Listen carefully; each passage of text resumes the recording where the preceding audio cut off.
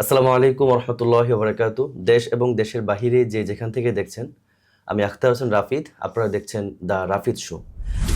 আজকে আমাদের দ্য রাফিদ শোতে অতিথি হিসেবে আছেন আমাদের ছোট্ট বন্ধু হাফেজ রাব্বি হাসান রাফি। আজকে আমরা তার এই ছোট্ট জীবনের কিছু বড় গল্প শুনব। তো কথা না বাড়িয়ে চলুন আজকে আমরা সরাসরি চলে যাই আমাদের সেই অতিথির কাছে। কেমন আছো? আলহামদুলিল্লাহ ভালো। আপনি কেমন আছেন? আলহামদুলিল্লাহ বেশ ভালো আছি। তো আমরা আলোচনা শুরুর আগে আমরা আগে তোমার সেই সুমধুর কণ্ঠে আগে তেলাওয়াত শুনে নিব।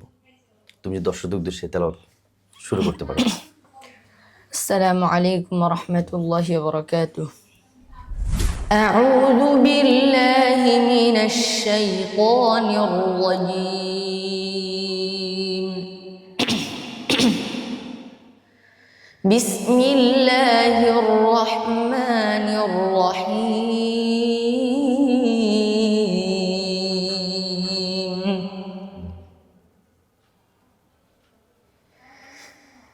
أقم الصلاة لدلوك الشمس إلى غسق الليل وقرآن الفجر إن قرآن الفجر كان مشهودا ومن الليل فتهجد به نافلة لك عسى أن يبعثك ربك مقاما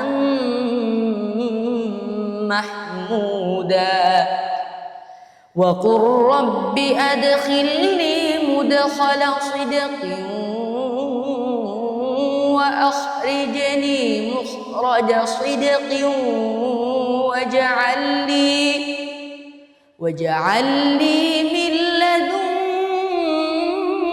سلطانا نصيرا وقل جاء الحق وزهق الباطل إن الباطل كان زهوقا صدق الله العظيم.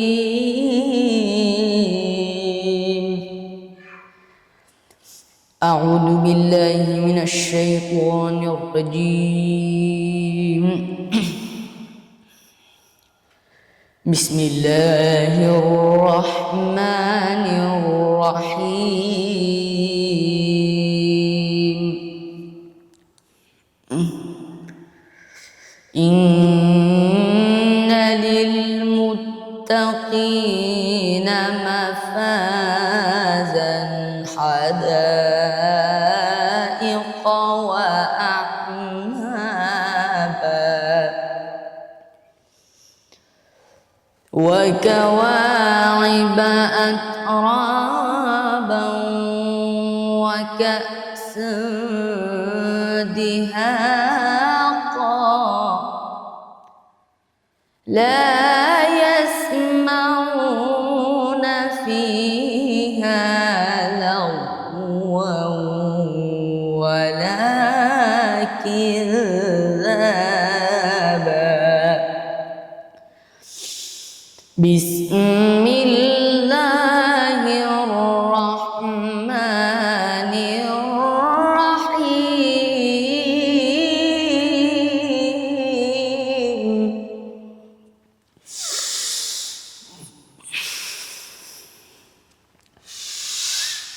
إن للمتقين مفازا حدائق وأعنابا وكواعب أترابا وكأسا دهاقا لا يسمعون فيها لغوا ولا كذابا صدق الله العظيم. عظيم. মাশাল্লাহ মাশাল্লাহ, চমৎকার কণ্ঠ। আসলে আল্লাহর কোরআন মানে কতটা মধুর, এটা আসলে তেলাওয়াত না শুনলে আসলে বোঝা যায় না। তো রাফি, তোমাকে যে এই বিষয়টা আমার জানার খুব ইচ্ছা জাগলো যে তুমি হদরের পরে হঠাৎ কেরাত শুরু করলা, এই সিস্টেমটা কিভাবে? জি আলহামদুলিল্লাহ, আমার প্রতিষ্ঠান বিশ্ববিদ্যালয় হাফেজ জাকারিয়া সাহেব দামাত বারকাতুম প্রতিষ্ঠিত ও পরিচালিত মাহাদুল উলুমুল কোরআনে হিফজের পাশাপাশি কেরাত প্রশিক্ষণ দেওয়া হয় সপ্তাহে 2 দিন। মাশাল্লাহ মাশাল্লাহ। না, আমি এই জিনিসটা দেখেছি যে হাফেজ জাকির সাহেবের যে উনি আমার যে প্রোগ্রাম এসেছিল আমাদের ফিলিংস টিউনের, তো উনি মানে হদরটাকে কয়েকটা সিস্টেমে ভাগ করে তেলাওয়াত করে ফাঁকে আবার কেরাত পড়েন একসাথে। তো ওই জিনিসটা তোমার মধ্যে পেলাম, তো এই জন্য কৌতূহলবশত তোমাকে জিজ্ঞেস করলাম। আচ্ছা, তো প্রথমে আমরা চলে যাব তোমার ব্যক্তিগত পরিচয়। তোমার দেশের বাড়ি কোথায়? দেশের বাড়ি কুমিল্লা। কুমিল্লা। কুমিল্লা কোথায়? কুমিল্লা নাঙ্গলকোট থানা। কুমিল্লার নাঙ্গলকোটে। আমাদের তো মনে হয় যে আমি যতটুকু জানি আমাদের দেশে যত ভালো ভালো হাফেজ আছে এবং যত বিশ্বজয়ী হাফেজ আছে তাদের মধ্যে ম্যাক্সিমাম কুমিল্লার। তোমার এই বিষয়ে কোনো ধারণা আছে কিনা? জি না, এটা অবশ্যই আমাদের গর্বের বিষয়। আল্লাহ তাআলা আলামিন আমাদের কুমিল্লার উপর হইতে পারে রহমত রেখেছেন, সেই কারণেই। যেমন অনেকে আছে, নাম আমার যদি এই মুহূর্তে মনে আসছে না, অনেকে আমি দেখলাম যে আমাদের কুমিল্লার ম্যাক্সিমাম অনেকের কুমিল্লা, যাকে এটা আলহামদুলিল্লাহ, এটা আমার নিজের জন্য গর্ব যেহেতু আমি নিজে একজন কুমিল্লার মানুষ। আচ্ছা, তো বর্তমানে থাকা হয় কোথায়? তোমার বাবা মা কোথায় থাকে? কুমিল্লায় থাকে নাকি শহরে থাকে? আমার বাবা মা কুমিল্লায় থাকে, আর আমার বাবা প্রবাস। তোমার বাবা প্রবাস, তোমার ফুল ফ্যামিলি এখন বর্তমানে কুমিল্লাতে আছে। তুমি বর্তমানে কোন প্রতিষ্ঠানে আছো? আমি বর্তমানে আছি ঢাকার যাত্রাবাড়িতে অবস্থিত মাহাদুল উলুমুল কোরআন, যেটার প্রতিষ্ঠাতা পরিচালক বিশ্ববিদ্যালয় হাফেজ জাকারিয়া সাহেব। আচ্ছা, তুমি বর্তমান জাকারিয়া সাহেব মাদ্রাসাতে আছো না? যাক মাশাআল্লাহ, বিশ্বজয়ী হাফেজ জাকারিয়া সাহেবের মাদ্রাসায় আছো। অবশ্যই আমরাও চাই, তুমি তো আলহামদুলিল্লাহ এখন বর্তমানে বাংলাদেশের একজন প্রখ্যাত হাফেজ। তোমার যদিও আমরা ওর সম্পর্কে অনেক কিছু জানবো, আমি কেন তাকে একজন প্রখ্যাত হাফেজ এই অল্প বয়সে তাকে বলছি, এটা আমরা অবশ্যই একটু পরে জানবো। তো আশা করি যদি তুমি বিশ্বজয়ী হাফেজের মাদ্রাসায় আছো এবং আমরা চাই আমাদের বাংলাদেশের যে কুমিল্লার যে ঐতিহ্য, যে একটু আগে আমি বললাম যে আমাদের বাংলাদেশে প্রায় বিশ্বজয়ী হাফেজদের কাতারে আমাদের কুমিল্লার হাফেজ মোটামুটি আমার জানা মতো অনেক বেশি। তা আমি চাই তাদের মধ্য থেকে আরেকজন উঠে আসুক। আমার সামনে বর্তমান যিনি বসে আছেন রাব্বি হাসান রাফি, ইনশাল্লাহ দোয়া রইল। তো হাফেজ জাকির সাহেবের মাদ্রাসা, উনি তো একজন বিশ্বজয়ী হাফেজ, তো ওনার মাদ্রাসার পরিচালনা এবং তুমি ওখানে বর্তমানে রানিং পড়ছো, তো মাদ্রাসার বিষয়ে যদি ছোট করে বলতে বলি তুমি কি বলবা? ওখানে পড়াশোনার মান, ওখানের কার্যক্রম। আমরা দূর থেকে তো জাকির সাহেবকে চিনি সবাই, আলহামদুলিল্লাহ ওনাকে সারা বাংলাদেশের মানুষ চিনে এবং খুব ভালোভাবে চিনে। আমি ব্যক্তিগতভাবে ওনাকে খুব পছন্দ করি। তো ওনার মাদ্রাসা সম্পর্কে তার আমাদের আসলে ধারণা নেই। তো যেহেতু তুমি ওখানে পড়ছো, তো ওখানের মানে মান কেমন এবং উনি ওনার কোন ইয়া থেকে পরিচালনা করেন? উনি কি সবসময় থাকেন মাদ্রাসায় নাকি পরিচালনা অন্য কেউ করেন? সবসময় থাকেন, সবসময় মাদ্রাসায় থাকেন, মাশাআল্লাহ। তার মানে উনি মনে হয় তোমাদেরকে সবসময় ট্রেনিং, মাস্ক, তারপর সবকিছুর পরিচালনা উনি করেন। তাহলে তো তোমাদের সৌভাগ্য ভালো, মানে ভাগ্য ভালো। অনেকে তো আছে যে মাদ্রাসা দিয়ে তারপর ওনারা ব্যস্ত হয়ে পড়েন, বাকি কাজ ওস্তাদরা করেন। তো তোমার আসলে এই যে এই হাফেজ লাইনে পড়ছো, তোমার এই হাফেজ লাইনের পরে তোমার লক্ষ্য কি? যে আমি একজন দিনের দায়ী হব এবং হাফেজ আলেম হব। বর্তমানে তুমি তো হাফেজ কমপ্লিট, হাফেজ তো হয়ে গেছো, তুমি তারপরে তোমার রাখাটা জরুরি। হ্যাঁ অবশ্যই, এটা তো অবশ্যই আল্লাহ তাআলার সন্তুষ্টি লাভ উদ্দেশ্য করে। জি জি। তা তো তুমি তোমার আলেম হওয়ারও স্বপ্ন, হাফেজ হওয়ার পরে তুমি আলেম হবা। তো রাফি, আমি এখন যে বিষয়টা জানতে চাইবো, আমি অনেক জায়গায় দেখি যে তুমি কোরআনের প্রতিযোগিতায় অংশগ্রহণ করে ভালো মানের ফলাফল এনেছো, অনেক জায়গায় ফার্স্ট হয়েছো, অনেক জায়গায় সেকেন্ড হয়েছো, এবং সর্বশেষ আমি যেটা দেখেছি যে এটিএন বাংলাতে সম্ভবত রমজানে আমি একটা লাইভ প্রোগ্রামে দেখেছি তুমি সেখানে ফার্স্ট হয়ে একটা বড় একটা পুরস্কার পেয়েছো। এখন তোমার এই বিষয়ে যদি জানতে চাই যে সর্বশেষ যে এটিএন বাংলাতে এই বিষয়টা যদি একটু আমাকে বলতা, যে ওখানে কীভাবে অ্যাটেন্ড করলা, কীভাবে ওখান থেকে এত বড় একটা বিজয়, এত শত শত ছাত্র, হাজার হাজার হাফেজদের মধ্য থেকে তুমি কিভাবে এখান থেকে চ্যাম্পিয়ন হলা? জি, এটিএন বাংলা প্রথমে ঢাকা অডিশন হয়েছিল। ঢাকা অডিশনে আমি অংশগ্রহণ করেছিলাম। ওখান থেকে আমি প্রথম ঢাকায় আবার অডিশনে 2টা বাছাই হয়েছিল। আলহামদুলিল্লাহ দিলে আমি প্রথম বাছাই উত্তীর্ণ হই এবং দ্বিতীয় বাছাই অ্যাটেন্ড করি।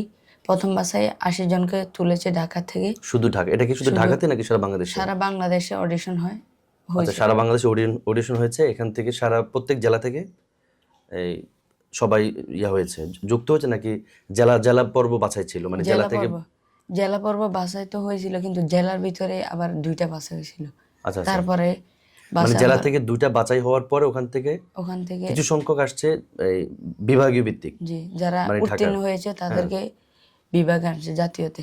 আচ্ছা আচ্ছা, তো তুমি ঢাকায় থাকা সুবাদে ওই ঢাকার জেলা ভিত্তিক ছিল তুমি? ঢাকার জেলা ভিত্তিক প্রথম রাউন্ডে উত্তীর্ণ হই। তারপরে দ্বিতীয় রাউন্ডে অংশগ্রহণ করি। দ্বিতীয় রাউন্ডে আলহামদুলিল্লাহ উত্তীর্ণ হয়ে ফাইনাল রাউন্ডের ইয়েস কার্ড পাই এবং সারা বাংলাদেশ থেকে আসা 350 জন হাফেজের মধ্যে মানে পুরো মানে সারা বাংলাদেশ আসা বলতে যে জেলা ভিত্তিক বাছাই পর্বের পরের যেই সংখ্যাটা বলতে সেটা, তার মানে আমরা বলতে পারি যে হাজার হাজার প্রতিযোগী এখানে প্রতিযোগিতা ছিল, অংশগ্রহণ করছিল। ওখান থেকে জাস্ট জেলা প্রত্যেক জেলা থেকে কিছু কিছু করে 350 জনকে ফাইনাল রাউন্ডে নিয়ে আসছিল, মানে ফাইনাল পর্বতে বলতে মানে ফাইনালের আগে যে পর্বটা, ওখান থেকে এই তারপর লাস্ট কতজনকে মূল টার্গেট করে নিয়েছে তারা? তারা মূল টার্গেট করে প্রথমে 350 জন থেকে তো 30 জন বাছাই করা অসম্ভব। সেই কারণে রাউন্ড হয়েছিল 2টা। ওখানে আবার রাউন্ড হয়েছে। প্রথম রাউন্ডে 60 জনকে তুলেছে এবং আবার দ্বিতীয় রাউন্ডে সেরা 30 টেলিভিশন রাউন্ড উঠেছে আর কি। আচ্ছা আচ্ছা, তাহলে মানে ওখান থেকে 60 জনকে বাদ দিয়ে টেলিভিশন রাউন্ডের জন্য 30 জনকে, এরপরে বাকি ওদের থেকে আবার 30 জনকে, ফাইনাল 30 জনকে টেলিভিশনে আমরা যেটা দেখতে পাচ্ছি রমজানে, 30 জন থেকে তারপরে ওখান থেকে বাছাই করছে কতজন? 30 জন থেকে মানে বাছাই করতে করতে ফাইনাল রাউন্ডে অংশগ্রহণ করেছে 5 জন। সেই 5 জনের ভিতরে আলহামদুলিল্লাহ আমি প্রথম স্থান অধিকার করেছি। ফার্স্ট, সেকেন্ড, থার্ডের মধ্যে তুমি প্রথম স্থান। প্রিয় দর্শক, আমরা যেটা জানতে পারলাম যে আমি যতটুকু জেনেছি এবং আপনারা তো অনেকে দেখেছেন যে রাফি, আমি গত রমজান, আমি প্রত্যেক রমজান আসলে তো আসলে আমরা বিভিন্ন টিভি চ্যানেল দেখি এবং কোরআন তেলাওয়াত শুনি, ইসলামী সঙ্গীত শুনি, আসলে এগুলো শুনে আমাদের সময় কাটে। তো যেহেতু আমার পরিচিত, পাশাপাশি ওর তেলাওয়াত আমার খুব ভালো লাগে, আমি অনেক আগে থেকেই তাকে চিনি। তো ওর একটা প্রতিযোগিতা ছিল, তো সেখানে আমি এটা রেগুলার দেখতাম। তো শেষ পর্যায়ে দেখলাম যে সে চ্যাম্পিয়ন হল। আমি তো দেখে খুবই আনন্দিত এবং যেটা জানতে পারলাম যে সারা বাংলাদেশের প্রত্যেক জেলা থেকে এই প্রতিযোগিতা অংশগ্রহণ করে প্রত্যেক জেলা থেকে কিছু কিছু হাফেজদেরকে বাছাই করে তারপরে ঢাকাতে নিয়ে আসা হয়। ঢাকাতে সর্বমোট ছিল 350। ওখান থেকে বাছাই করে লাস্ট 30 জনকে তারা সিলেক্ট করে লাইভে নিয়ে আসে, মানে যেটাকে বলা হয় লাইভ চ্যানেলে নিয়ে আসে, টিভি চ্যানেলে। ওখান থেকে বাছাই করে ওরা ফার্স্ট, সেকেন্ড, থার্ড যে অপশনটা আগে সিলেক্ট করা হয়, সেখান থেকে প্রথম স্থান তুমি।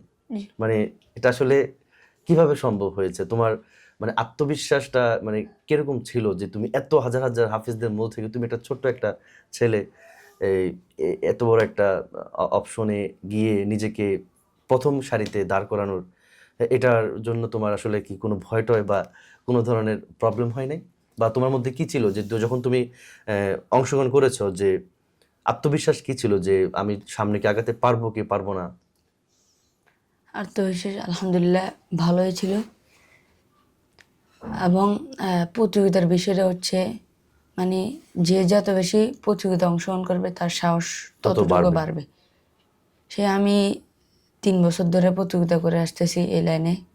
আচ্ছা আচ্ছা, এবং আন্তর্জাতিক করার স্বপ্ন আমার রয়েছে। আপনারা সবাই দোয়া করবেন যেন আমি আন্তর্জাতিক হাফেজ হতে পারি। অবশ্যই আল্লাহ কবুল করুক তোমার মনের আশা। সেই থেকেই এই পর্যায়ে আসা। দর্শক, আমরা সবাই দোয়া করব আমার সামনে বর্তমানে যিনি আছেন, আমি আশা করি আগামীর ভবিষ্যতের আমাদের একজন বিশ্বজয়ী হাফেজ, যার তেলাওয়াত আপনারা ইতিমধ্যে শুনেছেন, চমৎকার তেলাওয়াত। পাশাপাশি ওর যে স্বপ্নের কথাও বললো যে ওর স্বপ্নের জন্য দৌড়াচ্ছে। বাংলাদেশে যে প্রতি বছর আমরা বিশ্বজয়ী হাফেজ দেখি, সেও একজন বিশ্বজয়ী হাফেজ হতে চায়। সেই লক্ষ্য রেখেই সে কাজ করে যাচ্ছে। বাংলাদেশের যত জায়গায় বড় বড় প্রতিযোগিতা হয় সেখানে অংশগ্রহণ সে করছে। তো এই পর্যন্ত তুমি কতটা প্রতিযোগিতা অংশগ্রহণ করেছো এবং কতটা প্রতিযোগিতা থেকে তুমি তোমার বিজয় ছিনিয়ে এনেছো? জি আলহামদুলিল্লাহ, আমি বাংলাদেশের অসংখ্য প্রতিযোগিতা থেকে পুরস্কার পেয়েছি এবং তার মধ্যে যদি বলতে চাই, সারা বাংলাদেশ ব্যাপী দারুত তাকওয়া হিফজ মাদ্রাসা কর্তৃক আয়োজিত আমি জাতীয় হিফজ কোরআন প্রতিযোগিতায় 3য় স্থান অধিকার করি সারা বাংলাদেশে। মাশাআল্লাহ। এবং জাতীয় ক্যারাট রিয়েলিটি শো এসএডিবিতে প্রচারিত সাউতুল কোরআন প্রতিযোগিতায় আমি ভালো রেজাল্ট করি।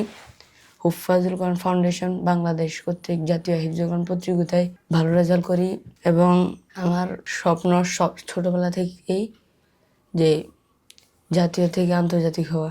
এখন আলহামদুলিল্লাহ দিলে আমি জাতীয়তা পুরস্কার পেয়েছি যেহেতু। আলহামদুলিল্লাহ, তুমি তার মানে তোমার যে স্বপ্ন, তোমার জাতীয়তা পুরস্কার পাওয়া, সেটা হয়ে গেছে। জি আলহামদুলিল্লাহ। আলহামদুলিল্লাহ, আলহামদুলিল্লাহ। এখন আপনারা সবাই দোয়া করবেন যেন আমি বিশ্বমঞ্চে গিয়ে বিশ্বের যে বিজয় ছিনিয়ে বাংলাদেশের আনার। পতাকাকে উত্তীর্ণ করতে পারি। আলহামদুলিল্লাহ, আমরা সবাই দোয়া করি আল্লাহ পাক তোমার মনে আশা কবুল করুক। প্রিয় দর্শক, আমরা ইতিমধ্যে জানতে পেরেছি যে আমাদের সামনে যেই হাফেজ রাফি আছেন, ওর যে স্বপ্ন ছিল সারা বাংলাদেশে জাতীয় পর্যায়ে একজন হাফেজ হওয়া, আলহামদুলিল্লাহ সেটা এই মুহূর্তে সে অর্জন করে ফেলেছে এবং এখন তার লক্ষ্য হচ্ছে বাংলাদেশের গণ্ডি পেরিয়ে বিশ্ব মঞ্চ থেকে যেটা বিশ্বজয়ী একজন হাফেজ হিসাবে যে স্বীকৃতি পাওয়ার, সেটার জন্য এখন সে ছুটছে। তো আমরা অবশ্যই মন থেকে দোয়া করি, আমরা তোমাকে সেই বিশ্ব মঞ্চেই দেখতে চাই। তো রাফি, আরেকটা প্রশ্ন, এটা আমার একটা কৌতূহল আর কি, যে আমরা অনেকেই শুনি বা বিভিন্ন মাঝে মধ্যে বিভিন্ন নিউজ হয় যে বড় বড় জাতীয় পর্যায়ে যে প্রোগ্রামগুলো হয় বা যে প্রতিযোগিতাগুলো হয়, সেখান থেকে যেই পুরস্কার দেওয়া হয়, অ্যামাউন্ট দেওয়া হয়, সেটা নিয়ে অনেক ধরনের নিউজ হয় বা অনেক ধরনের বিভিন্ন আলোচনা সমালোচনা হয়। তো তোমাকে যে জাতীয় পর্যায়ে যে এটিএন বাংলা থেকে তুমি যে পুরস্কার পেয়েছো, যে আমরা যে চেক দেখেছি, ওখানের প্রাইজ মানিটা কত ছিল? 5 লক্ষ টাকা। 5 লক্ষ টাকা? এটা তো তোমার জন্য ওভারলোড। প্রিয় দর্শক, মানে ভাবেন একবার, তোমার বয়স কত বর্তমানে? 13 বছর। 13 বছর। 13 বছর একজন যুবক না, একজন ছেলে, ছোট্ট হাফেজ, তার এই বয়সে সে একটা প্রতিযোগিতায় অংশগ্রহণ করেছে। বিশ্ব যেই কোরআন আমাদের মুসলমানদের প্রাণকেন্দ্র, সেই কোরআনের প্রতিযোগিতা দিয়ে সে 5 লক্ষ টাকা ইতিমধ্যেই অর্জন করেছে। এটা আসলে আমাদের জন্য অনেক বড় একটা শিক্ষা এবং তার যেই প্রচেষ্টা, সে তো শুরুতেই বলছে যে তার ছোটবেলা থেকে স্বপ্ন সে দেশের জাতীয় পর্যায়ে একজন কোরআনের হাফেজ হবে, প্রতিযোগিতায় অংশগ্রহণ করে সে তার ওই লক্ষ্যটাকে ছিনিয়ে নেবে। ইতিমধ্যে সেটা করতে পেরেছে। তো এই 5 লক্ষ টাকা কি তোমার কাছে আছে নাকি? থাকলে মানে তোমাকে রেখে দিতাম আর কি। নাকি রেখে আসছো বাসায়? মানে তো এই টাকাটা কি তোমাকে দিয়েছে নাকি মাদ্রাসা কর্তৃপক্ষ রেখে দিয়েছে? না, আমার সম্পূর্ণ টাকা আমাকে দিয়েছে মাদ্রাসা তোমার কর্তৃপক্ষ। টাকাটা তোমাকে বুঝিয়ে দিয়েছে। আমরা তো অনেক সময় দেখতে পাই অনেক নিউজে যে বাচ্চারা প্রতিযোগিতায় টাকা পেলে এখান থেকে কিছু টাকা হয়তো মাদ্রাসা পরিচালক রেখে দেয় বা মাদ্রাসা কর্তৃপক্ষ, তারপর কিছু টাকা দেয় পরিবারকে, তার ছেলের পরিবারকে দেয়, ছাত্রের পরিবারকে। তোমার বেলা ওটা হয়নি? জি না। তাহলে আমরা অবশ্যই এটা আজকে জানতে পারলাম যে আসলে সবাই এমন না, হ্যাঁ, সব জায়গাতে এমন চলে না। তো রাফি, এখন আরেকটা বিষয় জানতে চাইবো যে তোমার এই যে এত অল্প বয়সে যে সফলতা, আমরা জানি যে প্রত্যেকটা মানুষের সফলতার পিছনে একটা ছোট গল্পের অংশের একটা ব্যক্তি থাকে। কারণ কোনো মাধ্যম ছাড়া, কোনো ব্যক্তি ছাড়া বা কোনো মুরব্বী, উস্তাদ বা কোনো গুরু ছাড়া কিন্তু আসলে সফলতা অর্জন করা যায় না। এটা তো তুমি মানো। জি। তো তোমার এই আজকের এই জায়গায় আসার পিছনে আসলে যদি বলি যে সবচেয়ে বেশি কার অবদান বা তুমি কার নামটা নিতে চাও? আমি প্রথমে চট্টগ্রামে একটি প্রাইভেট মাদ্রাসায় হিফজ শুরু করি। আচ্ছা। সেখান থেকে আমার যিনি ওস্তাদ হাফেজ আমিনুল ইসলাম নোমান সাহেব, আচ্ছা আচ্ছা, নোমান তিনি ভাই। আমাকে শুরু থেকে মানে ওনার কাছে তুমি শুরু করছো? শুরু থেকে শেষ পর্যন্ত। আচ্ছা, এখনো আছো? ওস্তাদের কাছে এখনো আছি। আচ্ছা আচ্ছা, তাহলে হাফেজ নোমান ভাইয়ের কাছে তুমি হিফজ শুরু করেছো শুরু। এবং বর্তমানে উনি তোমার ওস্তাদ। জি। তার মানে তোমার এই মানে আজকের এই সফলতার পিছনের কারিগরি আমরা বলতে পারি হাফেজ নোমান। জি। আপনাকে অসংখ্য ধন্যবাদ। যদি আপনি আমাদের এই ভিডিওটি দেখেন, যে আপনার মতো ওস্তাদ আসলে আমাদের প্রত্যেকের জন্য দরকার। যে একজন ওস্তাদ, যে আমার সামনে যে রাফি আছে, যে তার শুরু থেকে আজকের এই পর্যন্ত আপনার যে অক্লান্ত পরিশ্রম মেহনত, এটার বলার কিছু নেই, কারণ সামনেই প্রমাণ। আমাদের আজকে দর্শকরাও দেখছেন বিষয়টা, যে এই ধরনের ওস্তাদ আসলে আমাদের দরকার। আমরা বর্তমানে বাংলাদেশে অহরহ হিফজ প্রতিষ্ঠান আছে, কিন্তু একজন ভালো মানের উস্তাদের খুব অভাব। আমাকে এখন অনেকে বলে যে ভাই একটা ভালো শিক্ষক দেন, একটা ভালো উস্তাদ দেন, হ্যাঁ একটা ভালো হাফেজ সাহেব দেন। অনেকে পাগলের মতন খোঁজে, কিন্তু এত এত বাংলাদেশে এত এত হাফেজ, এত এত শিক্ষক থাকা সত্ত্বেও অনেক প্রতিষ্ঠান ভালো মানের উস্তাদ ছাড়া পড়ে আছে। তো আপনাকে অসংখ্য ধন্যবাদ। আহ, আশা করি আপনি এরকম রাফির মতো করে আরো অনেক শত শত হাজার হাজার ছাত্রকে আপনি আমাদের এই বাংলাদেশের বিশ্বমঞ্চে দাঁড় করাবেন। আমরা সেই প্রত্যাশা আপনার উপর রাখি ইনশাল্লাহ। তো রাফি, এখন যেটা জিজ্ঞেস করবো যে তোমার এই সফলতার জন্য তোমার বাবা মা তোমার প্রতি কতটুকু স্যাটিসফাই, এবং এর পিছনে তোমার বাবা মার কতটুকু অবদান, তাদের থেকে তুমি এ পর্যন্ত কি সাপোর্ট পেয়েছো? আলহামদুলিল্লাহ, আমি ছোটবেলা থাকতে আমার বাবা মার ইচ্ছা ছিল যে আমি একজন কোরআন হাফেজ হব।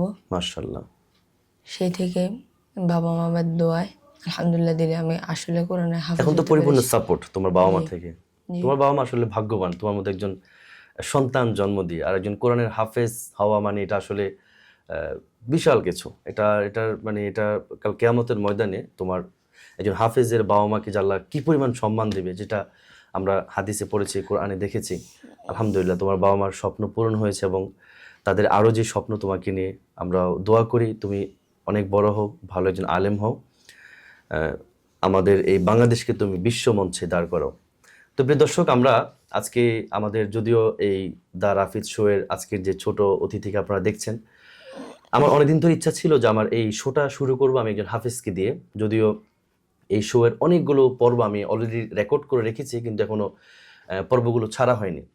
তো আমি জানি যে আমার প্রত্যেকটা কাজকর্মে আমি প্রথমেই আল্লাহর কোরআনকে প্রাধান্য দিয়ে থাকি, আমি যে কোনো কাজে, এবং চেষ্টা করি আল্লাহর কোরআনকে প্রথমে আমি প্রেজেন্ট করার জন্য। তো সেই ক্ষেত্রে আমি একজন ভালো মানের একজন হাফেজের ইন্টারভিউ নেব করে আমার অনেকগুলো এপিসোড বর্তমানে জমা হয়ে আছে।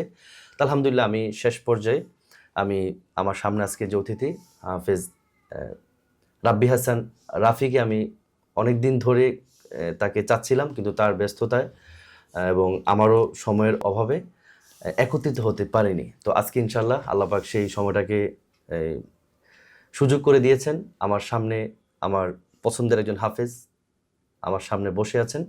আমরা প্রথম পর্বটি আমার পছন্দের একজন হাফেজ, কোরআন হাফেজ এবং বাংলাদেশের জাতীয় পর্যায়ের হাফেজকে আমি আনতে পেরে আমি ব্যক্তিগতভাবে নিজে আনন্দিত। পাশাপাশি আজকের এপিসোডটা থেকে আমরা একটাই শিক্ষা নিব। আজকে আপনারা যারা দেখছেন, যারা হেফজখানায় পড়ছেন এবং যারা ছোট ছোট বাচ্চারা দেখছেন, তোমাদেরকে বলবো যে আজকের এই এপিসোডটা থেকে অবশ্যই অনেক কিছু শেখার আছে। শুধু আমাদেরকে হাফেজ হলেই হবে না, একজন ভালো মানের হাফেজ হতে হবে, এবং আমাদের লক্ষ্য থাকতে হবে যে আমি একজন হাফেজ হব এবং হাফেজ হওয়ার মতো করে হব। আমাকে যদি বাংলাদেশের মানুষ একজন হাফিজ হিসাবে নাই চিনতে পারে, আমাকে যদি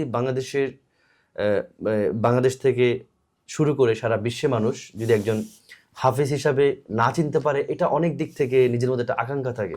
তা আমি আপনাদেরকে বলবো এবং সবাইকে বলবো যে আপনারাও এই রাফির মতো করে চেষ্টা করুন। দেখুন, 13 বছরের একজন ছেলে, 13 বছরের একটা ছেলে, তার বয়সের হয়তো আমিও তখনকার কিছু বুঝতাম না, কিন্তু সে বর্তমানে তাকে সারা বাংলাদেশের মানুষ চিনে। সে বিভিন্ন লাইভ প্রোগ্রামে গিয়ে প্রতিযোগিতায় অংশগ্রহণ করে তার বিজয় ছিনিয়ে এনেছে। তার বয়সের ছেলেরা বর্তমানে স্বপ্ন কি জিনিস সেটাই বোঝে না, কিন্তু সে তার স্বপ্নকে পার করে অনেকটা দূর এগিয়ে যাচ্ছে। তো এটা আমার জন্য অনেক বড় একটা শিক্ষা। আমরা আমাদের স্বপ্ন দেখব, আমাদের স্বপ্নকে বড় করে দেখব, এবং এই স্বপ্নটাকে বাস্তবায়ন করার জন্য আমাদেরকে অবশ্যই ভালোভাবে আমাদেরকে পরিশ্রম করতে হবে। তাহলে আমরা আমাদের সে কাঙ্ক্ষিত বিজয় ছিনিয়ে আনতে পারবো। তো রাফি, আজকে এই শোতে এসে তোমার কেমন লাগলো? জাযাকুমুল্লাহ। যারা এই শোটি উপভোগ করছেন, বিশেষ করে যারা হেফজখানায় বা এই লাইনে পড়াশোনা করছেন, তাদের উদ্দেশ্যে আমি বলবো যে আপনি যেভাবে পড়ালেখা করছেন সেটি কি আপনার জন্য ভালো হচ্ছে, নাকি সেই মেহনতগুলা বিফলে যাবে, সেটি খেয়াল রেখে আপনি আপনার নিজের জীবনকে গড়ে তুলুন এবং আহ, কোরআনকে যেন সারা জীবন আঁকড়ে রাখতে পারেন, সেইভাবে নিজেকে গড়ে তুলুন। আমি অভিভাবকদের বিষয়ে বলবো, আপনার সন্তানকে ভালো কোনো প্রতিষ্ঠানে দিবেন, যেন সে কোনো আন্তর্জাতিক পুরস্কার না পেলেও, জাতীয় কোনো পুরস্কার না পেলেও যেন ভালো মানের হাফেজ হতে পারে, সেই বিবেচনা আপনারা করবেন। আর সবার উদ্দেশ্য করে বলবো, আপনারা কোরআনকে ভালোবাসুন, কোরআনকে আগলে রাখুন। এই কোরআনে হচ্ছে আমাদের আগামী দিনের নাজাতের উসিলা। তো সবাই ভালো থাকবেন, সুস্থ থাকবেন, আমার জন্য দোয়া করবেন। আসসালামু আলাইকুম রহমতুল্লাহি বারাকাতুহু।